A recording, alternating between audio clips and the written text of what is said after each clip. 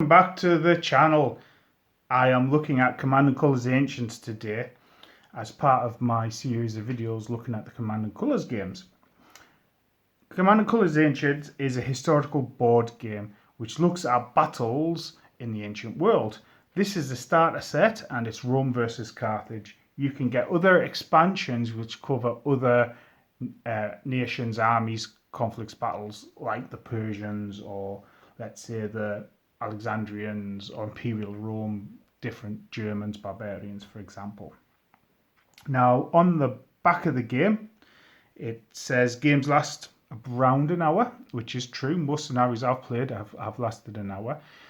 I've got my non-gaming or non-hardcore gaming friends round, and we've played games of this. The command and control and the dice rolling is very intuitive. They've picked it up. It says it's a medium complexity. I say that's given itself a bit of a disservice. I would say it's probably a basic one, basic complexity. Certainly for me, who's used to a lot of more complex war games. This is a rule book, for example, and you can see how thick it is. I don't think that's necessarily a thick or complex rule book, but obviously, like I said before, I'm further down the rabbit hole of gaming than the average layperson. So I'm going to flash over to a battlefield and I'll come back and talk about that in more detail just to show you what a game looks like as I show off the components. So this is a game set up. You'll see there's cubes representing the units, there's a board and cardboard terrain. So let's start talking about it. The components are blocks. Coloured blocks representing different units. So for example, this block here is brown, representing the Carthaginian, browny red, representing the Carthaginian army. And we'll see that's got a blue triangle, which indicates it's our medium infantry, but it's also got a white around the edge indicating it's warrior infantry. You get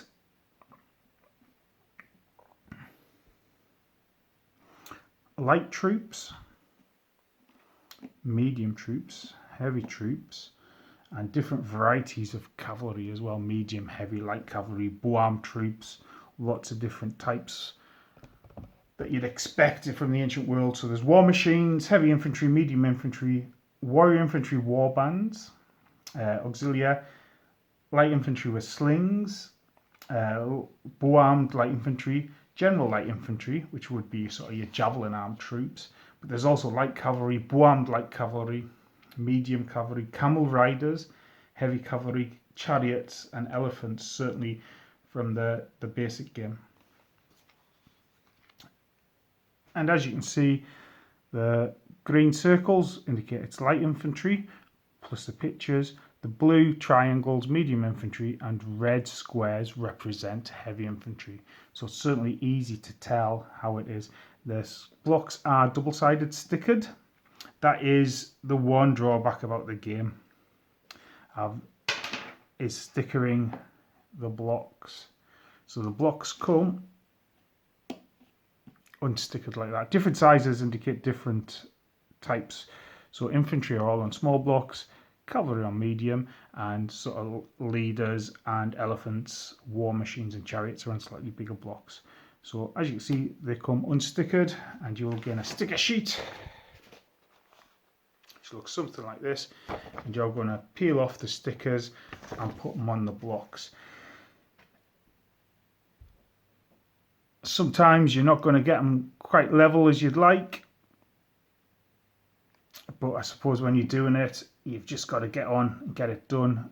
I use a phrase, perfect is the enemy of good. So yes, just get on and get it done.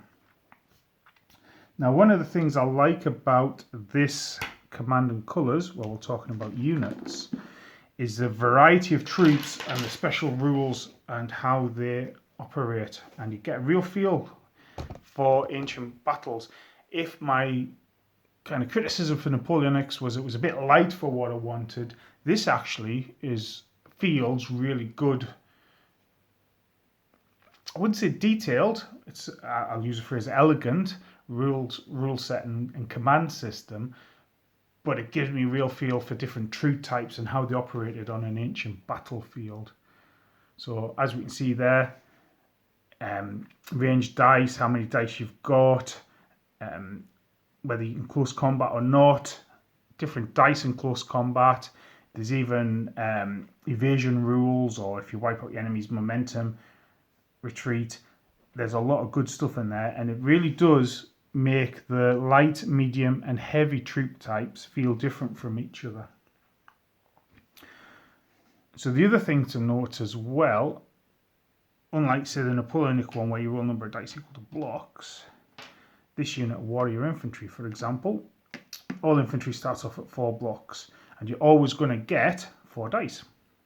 So you're always going to get a number of dice equal to the close combat. So in this case, when they charge, it's a 4, or heavy infantry is always going to get 5. That's even if there was one cube left, you would still get the requisite number of close combat dice. That's called battling when you roll to engage, and if your enemy's still around and haven't been forced back to retreat, then they will get to battle back. So what would that look like? You're going to roll some dice, and even the dice require stickers on them. So in this case, if my medium infantry would charge fighting something in close combat, I'm looking at the symbols on these, and there's 6 symbols. This one indicates I've caused a hit and would remove a block from a heavy infantry. The triangle, obviously medium infantry. The circle, the green circle, that would be light infantry. This indicates that leaders are in a spot of bother. This is a really good mechanic. This indicates that hits have been caused if the unit is battling in close quarters. So it means that firepower is useful, but doesn't. A long-ranged fire dice is useful, but it doesn't dominate the battle. And finally, you get one of those, which is, they cause hits against anything. One of those, which means you've got to fall back out the fight. So potentially that would mean if you were defending, you wouldn't get to battle back.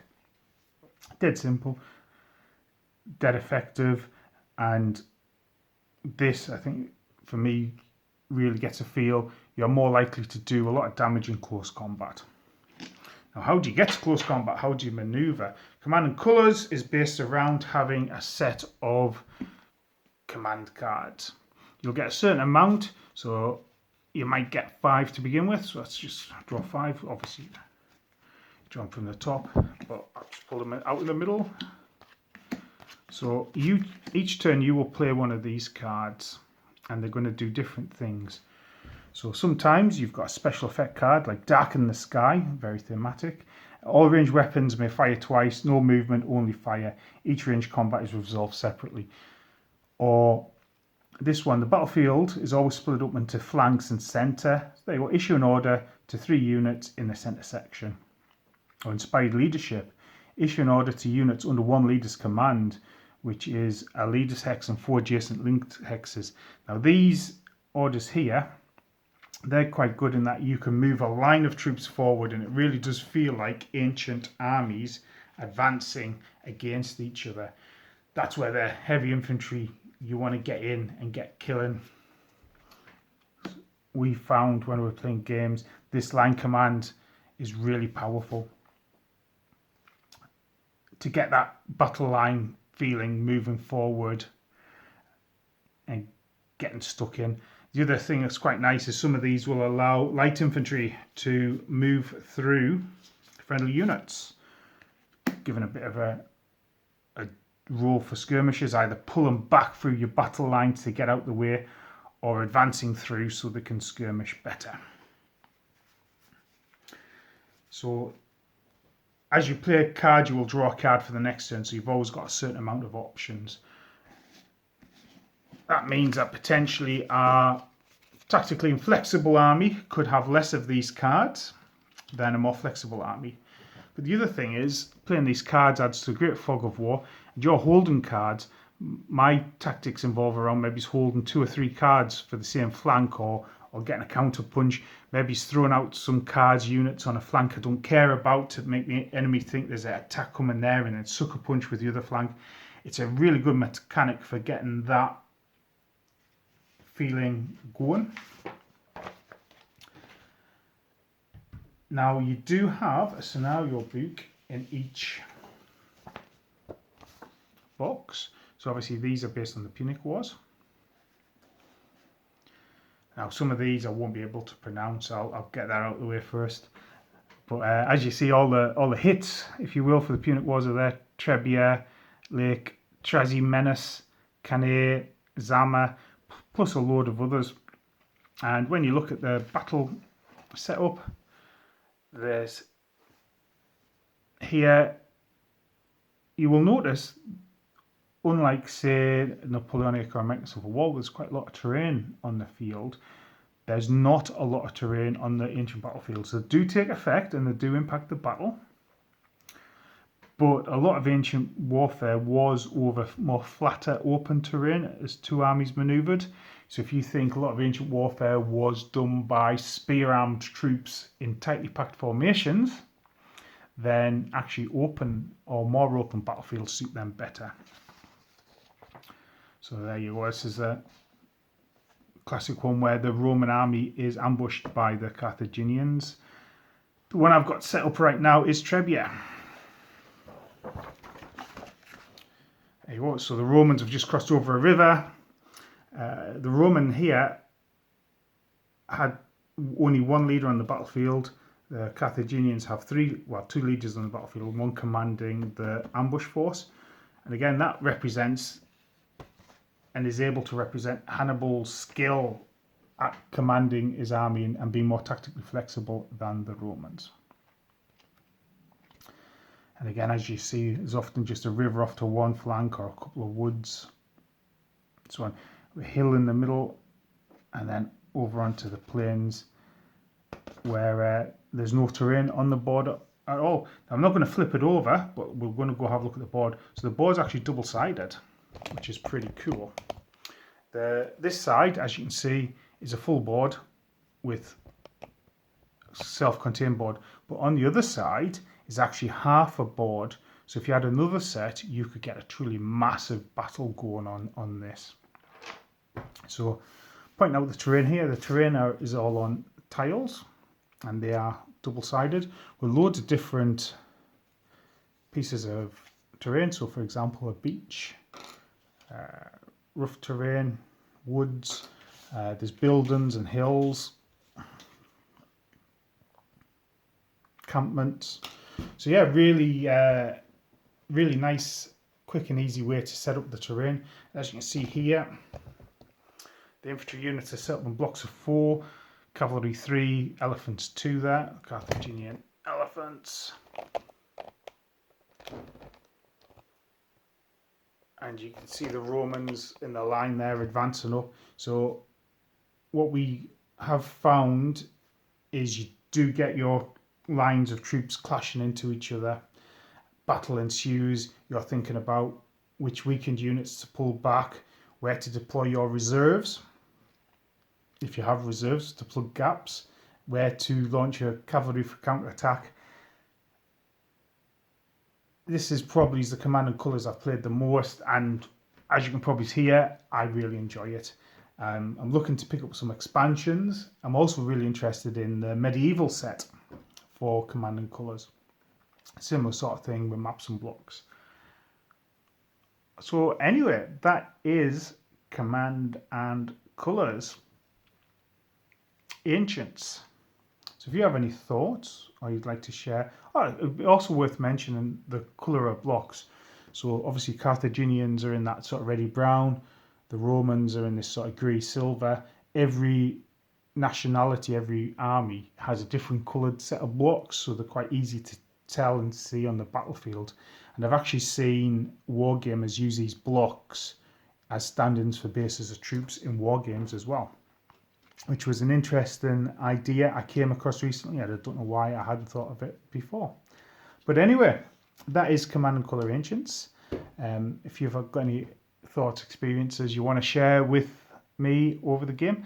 I'm always happy to chat war games, and I hope you're having a great time doing your board games, war games at the moment, and I look forward to seeing you again. Goodbye.